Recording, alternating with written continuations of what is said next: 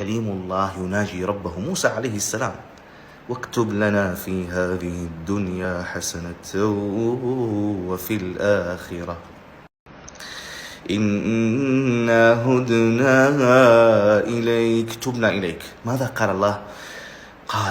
قال عذابي أصيب به من أشاء.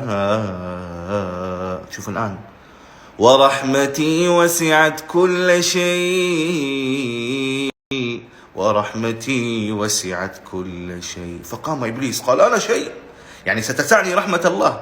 فأجابه الله: فسأكتبها للذين يتقون ويؤتون الزكاة والذين هم بآياتنا يؤمنون. فقامت اليهود قالت: نحن نؤتي الزكاة ونؤمن بالله. فأجابهم الله: الذين يتبعون الرسول النبي الأمي ورحمتي وسعت كل شيء. قال قتادة رحمه الله في تفسير هذه الآية أن رحمة الله سبحانه وتعالى في الدنيا تصيب البر والفاجر، الكل تسع رحمة الله سبحانه وتعالى. أما في الآخرة فهي خاصة بالمؤمنين.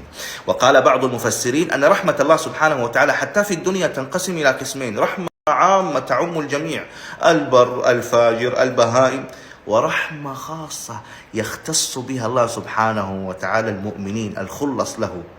إن رحمة الله قريب من المحسنين، يجبرهم، يأويهم، يعطيهم، يكرمهم، يدافع عنهم. لذلك دائما أنت خلي من دعواتك: اللهم خصني برحمتك.